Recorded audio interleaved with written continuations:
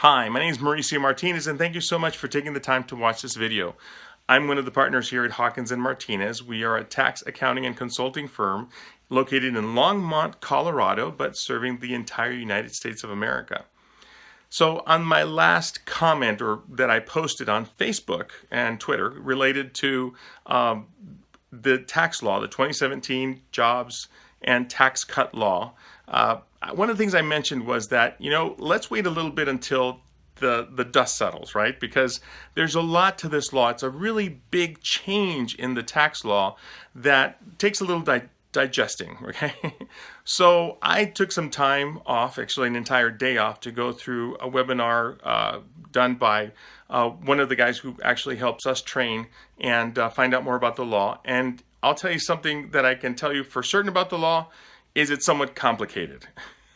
So being able to tell you exactly what your tax advantage is a little harder than it would have been previously. Because in the past, and here's why. In the past, for example, let's take the 1040 filers, right? That means that you file 1040, you're an employee. You may have some itemized deductions, you might not. In your particular case, probably most of you, if you're under, let's say, $300,000 of net income, that's you and your spouse together, you're going to see a tax cut. Yes, it's true they took away the personal exemptions. They doubled, though, however, the standard deduction and your child tax credits. Not only did they go up to $2,000 per child, but guess what? There's no maximum to your income where you can actually use that credit. So chances are you're going to actually do really well. But the calculation isn't that easy. Why? Well, for what I just said. There's so many variables, so many things changed that you really kind of have to take all of them into consideration to see the size of your tax cut. However, chances are you're looking at a tax cut. Now, in the small business area, that's where things get a little complicated, especially for the pass-through entities, which is really where probably the bulk or the best part of the tax cut really happens.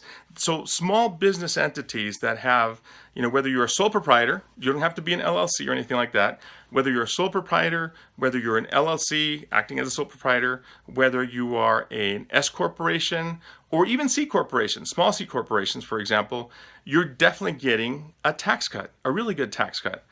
But here's the thing. The big question now is like, well, what should I be? Should I be a sole proprietor? Should I be an S corporation? Should I be a C corporation? Well, that's a little complicated because now the calculation takes not just in consideration your company, but it also takes into consideration actually how much you earn as a couple. For example, if you're married filing joint. So there's more to the calculation than just taking a look at your entity or entities that you might have. So it's a little complicated, but I want to keep true to my promise. And here's what I'm going to do. Over the next few weeks, now remember, be kind to me, okay? Tax season has just started, and let me tell you, we started with a bang.